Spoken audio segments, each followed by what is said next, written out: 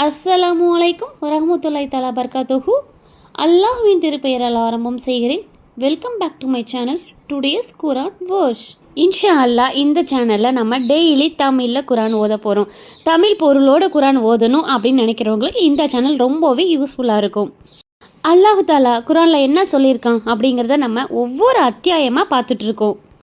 Previous video நீங்கள் பார்க்கல அப்படின்னா மேலே ஹை கார்ட்லேயும் டிஸ்கிரிப்ஷன்லேயும் நான் கொடுத்துருக்கேன், செக் பண்ணி பாருங்கள்.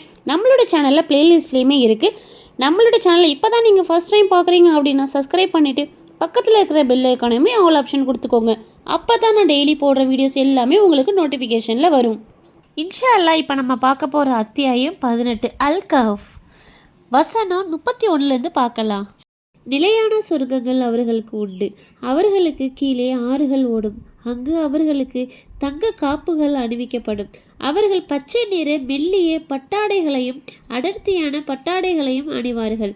அங்கு சாய்வானங்களின் மீது சாய்ந்திருப்பார்கள். இது சிறந்த கூலியும் அழகிய ஓய்விடமும் ஆகும்.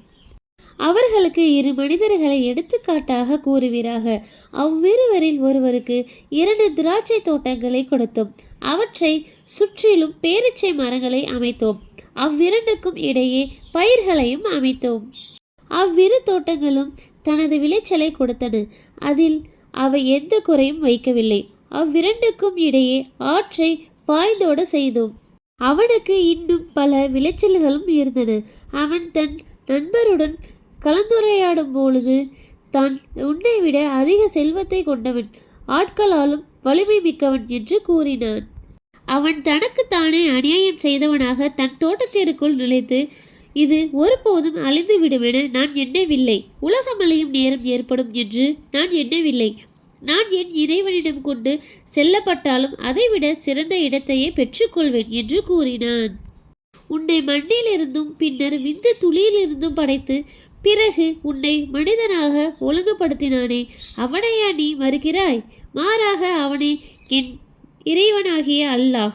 என் இறைவனுக்கு யாரையும் நான் இடையாக்க மாட்டேன் என்று அவனுடன் கலந்துரையாடி கொண்டிருந்த அவனது நண்பன் கூறினான்.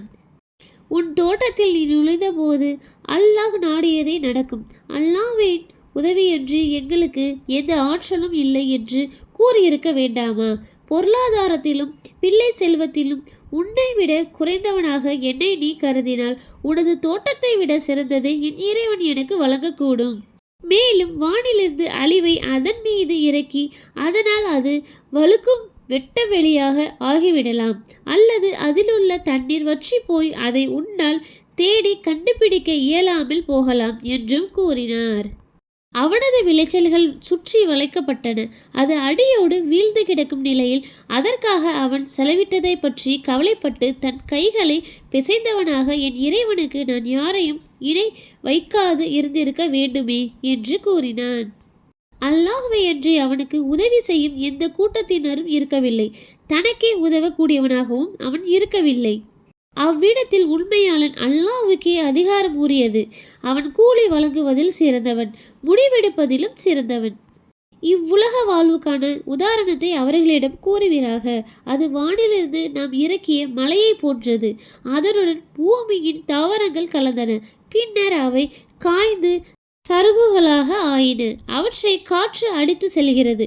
ஒவ்வொரு பொருளின் மீதும் அல்லாஹ் ஆற்றல் உடையவனாக இருக்கின்றான். செல்வமும் பிள்ளைகளும் இவ்வுலக வாழ்வின் அலங்காரமே. நிலைத்து நிற்கும் நற்செயல்களை உமது இறைவனிடம் கூலியில் சிறந்ததும் ஆதரவு வைப்பதில் சிறந்ததும் ஆகும். அந்நாளில் நாம் மலைகளை பெய்த்து விடுவோம். பூமியை சமதளமாக நீர் காண்பீர். அவர்களை ஒன்று திரட்டுவோம். அவர்களில் எவரையும் விட்டு வைக்க மாட்டோம். அவர்கள் உமது இறைவனுக்கு முன்பு வரிசையாக நிறுத்தப்படுவார்கள். தொடக்கத்தில் நாம் உங்களை படைத்ததை போன்றே நம்மிடம் வந்துள்ளீர்கள். ஆனால் உங்களுக்கு வாக்களிக்கப்பட்ட நேரத்தை நாம் ஏற்படுத்தவே மாட்டோம் என்றுதானே நீங்கள் கருதி கொண்டிருந்தீர்கள் என இறைவன் கேட்பான். பதிவேடு வைக்கப்படும். குற்றவாளிகள் அதில் உள்ளவற்றை கண்டு பயந்து கொண்டிருப்பதை நீர் காண்பீர். எங்களுக்கு ஏற்பட்ட கேடே. இந்த ஏட்டிற்கு என்ன நேர்ந்தது? சிறியதோ பெரியதோ எதையும் பதியாமல் விட்டு வைக்கவில்லையே என்று கூறுவார்கள். நாம் செய்தவற்றை நேரில் பார்ப்பார்கள். உமது இறைவன் எவருக்கும் அநியாயம் செய்ய மாட்டான். நாம் வானவர்களை நோக்கி ஆதமுக்கு பணியுங்கள் என்று கூறிய போது இப்லீஸை தவிர மற்றவர்கள் பணிந்தனர். அவன் ஜின் இனத்தை சார்ந்தவனாக இருந்தான். அவன் தனது இறைவனின் ஆணைக்கு மாறு செய்தான். என்னை விட்டுவிட்டு அவனையும் அவனது வழித்தோன்றல்களையும் பாதுகாவலர்களாக எடுத்துக்கொள்கின்றீர்களா? அவர்களே உங்களுக்கு பகைவர்கள். அநியாயக்காரர்கள் இவ்வாறு மாற்றிக்கொண்டது மிகவும் கெட்டது. வானங்கள் பூமியை படைத்ததற்கும் அவர்களை படைத்ததற்கும் அவர்களை நான் சாட்சியாக்கவில்லை. வழி கெடுப்பவர்களை நான் உதவியாளராக எடுத்துக்கொள்வதில்லை. எனக்கு இணையானவர்களாக நீங்கள் கருதி கொண்டிருந்தவர்களை அலையுங்கள் என்று அந்நாளில் அவன் கூறுவான். அப்போது அவர்களின் இடைக்கடவுள்களை அவர்கள் அழைப்பார்கள். ஆனால் அவர்களோ இவர்களுக்கு பதிலளிக்க மாட்டார்கள். அவர்களுக்கிடையே ஒரு தடையை ஏற்படுத்துவோம். குற்றவாளிகள் நரகத்தை கண்டு தாங்கள் அதில் விழப்போகிறோம் என்பதை அறிந்து கொள்வார்கள். அதிலிருந்து தப்பிக்கும் இடத்தை காண மாட்டார்கள். இந்த குர்ஆனில் மனிதர்களுக்காக ஒவ்வொரு உதாரணத்தையும் விவரித்துள்ளோம். மனிதன் அதிகமானவற்றில் தர்க்கம் செய்பவனாக இருக்கின்றான். மனிதர்களிடம் நேர்வழி வந்தபோது அவர்கள் இறை நம்பிக்கை கொண்டு தமது இறைவனிடம் பாவ மன்னிப்பு கோருவதற்கு தடையாக இருந்ததெல்லாம் முன் சென்றோர் தண்டிக்கப்பட்ட வழிமுறை. தம்மிடம் வர வேண்டும் அல்லது நேரடியாக தம்மிடம் வேதனை வர வேண்டும் என்பதற்காகத்தான் தூதர்களை நற்செய்தி கூறுபவராகவும் எச்சரிப்பவர்களாகவும் அனுப்பியுள்ளோம். இறைமறுப்பாளர்கள் பொய்யை கொண்டு உண்மையை அளிப்பதற்காக பொய்யின் மூலமே வாதிடுகின்றனர். எனது வசனங்களையும் அவர்களுக்கு எச்சரிக்கப்பட்டதையும் கேலியாக எடுத்துக்கொள்கின்றனர். தனது இறைவனின் வசனங்கள் மூலம் அறிவுறுத்தப்பட்டும் அவற்றை புறக்கணித்து தன் கைகள் முற்படுத்தியதை மறந்தவனை விட அநியாயக்காரன் யார்? அதை அவர்கள் விளங்க முடியாதவாறு அவர்களின் உள்ளங்களில் திரைகளையும் காதுகளில் செவிடையும் ஏற்படுத்தியுள்ளோம். இந்நிலையில் அவர்களை நீர் நேர்வழிக்கு அழைத்தாலும் அவர்கள் ஒருபோதும் நேர்வழிக்கு வரமாட்டார்கள்.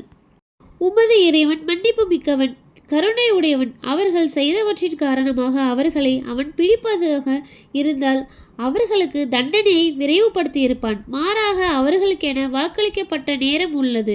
அவற்றையன்றி எந்த புகலிடத்தையும் அவர்கள் காண மாட்டார்கள். அவ்வூரில் உள்ளவர்கள் அநியாயம் செய்தபோது அவர்களை அழித்தோம். அவர்களை அழிப்பதற்காக ஒரு தவணையையும் ஏற்படுத்தினோம். 2 கடல்கள் சங்கமிக்கும் இடத்தை நான் அடையும் வரையிலோ அல்லது நீண்ட காலத்தை கடக்கும் வரையிலோ பயணத்தை தொடர்ந்து கொண்டே இருப்பேன் என்று மூசா தமது பணியாளரிடம் கூறியதை நினைவூட்டுவீராக. அவ்விரண்டும் சங்கமிக்கும் இடத்தை அவர்கள் அடைந்தபோது தமது மீனை மறந்துவிட்டனர். அது தனது பாதையை கடலில் சுரங்கமாக அமைத்து கொண்டது. இருவரும் அவ்விடத்தை கடந்துவிட்ட போது நமது காலை உணவை நம்மிடம் எடுத்து வா, நமது இப்பயணத்தின் களைப்படைந்து விட்டோம் என்று அவர் தம் பணியாளரிடம் கூறினார். அந்த பாறையில் நாம் ஓய்வெடுத்த போது கவனித்தீரா? அப்போது நான் அந்த மீனை மறந்துவிட்டேன். நான் அதை உம்மிடம் கூறுவதை விட்டும் ஷைத்தான் என்னை மறக்கடித்து விட்டான். ஆச்சரியமான முறையில் அது கடலில் தன் பாதையை அமைத்து கொண்டது என்று பணியாளர் கூறினார். நாம் தேடிக்கொண்டிருந்த இடம் அதுதான் என்று மூசா கூறினார். எனவே அவ்விருவரும் தமது அடிச்சுவடுகளை பின்பற்றி திரும்பி சென்றனர். அவ்விருவரும் நம் அடியார்களில் ஒருவரை கண்டனர். அவருக்கு நம் அருளை வழங்கி நம்மிடம் இருந்து கல்வியையும் கற்றுக் கொடுத்திருந்தோம். உமக்கு கற்றுத்தரப்பட்ட நல்லவற்றை நீர் எனக்கு கற்றுத்தருவதற்காக நான் உம்மை பின்தொடரலாமா என அவரிடம் மூசா கேட்டார். என்னுடன் பொறுமையாக இருக்க உம்மால் இயலாது. உம்மால் முழுமையாக அறிய முடியாதவற்றில் எவ்வாறு பொறுமையாக இருப்பீர் என்று அவர் கேட்டார். அல்லாஹ் நாடினால் என்னை பொறுமையுடையவனாக காண்பீர். எந்த விஷயத்திலும் உமக்கு மாறு செய்ய மாட்டேன் என்று மூசா கூறினார். நீர் என்னை பின்தொடர்ந்தால் எந்த விஷயத்திற்கும் நானே உமக்கு விளக்கம் கூறாதவரை அதை பற்றி என்னிடம் நீர் கேட்கக்கூடாது என்று அவர் கூறினார். இருவரும் நடந்து சென்று முடிவில் ஒரு கப்பலில் ஏறிய போது அவர் அதில் துளையிட்டார். அதில் உள்ளவர்களை மூழ்கடிக்கவா இதில் துளையிட்டீர்கள்? பயங்கரமான காரியத்தை செய்துவிட்டீர் என்று மூசா கூறினார். என்னுடன் பொறுமையாக இருக்க உம்மால் இயலாது என்று நான் கூறவில்லையா என மூசாவிடம் அவர் கேட்டார். நான் மறந்துவிட்டதற்காக என்னை குற்றம் பிடிக்காதீர். என் விஷயத்தில் என்னை சிரமத்தில் ஆழ்த்தி விடாதீர் என்று மூசா கூறினார். இருவரும் சென்று முடிவில் ஓர் இளைஞனை சந்தித்த போது அவர் அவனை கொன்றுவிட்டார். உயிர்கொலைக்கு பகரமாக இல்லாமல் ஒரு தூய்மையான உயிரை கொன்றுவிட்டீரே, மோசமான காரியத்தை செய்துவிட்டீர் என்று மூசா கூறினார். என்னுடன் பொறுமையாக இருக்க உம்மால் முடியாது என்று நான் உம்மிடம் கூறவில்லையா என மூசாவிடம் அவர் கேட்டார். அல்ஹம்துலில்லாஹ், அல்லாஹ்வுடைய கிருபையை கொண்டு நம்ம அத்தியாயம் 18 வசனம் 75 வரைக்கும் பார்த்துருக்கோம். இன்ஷா அல்லாஹ் இதனுடைய தொடர்ச்சி நாளை இரவு 7:30க்கு பார்க்கலாம். அஸ்ஸலாமு அலைக்கும் வரஹ்மத்துல்லாஹி தஆலா வபரகாத்துஹு.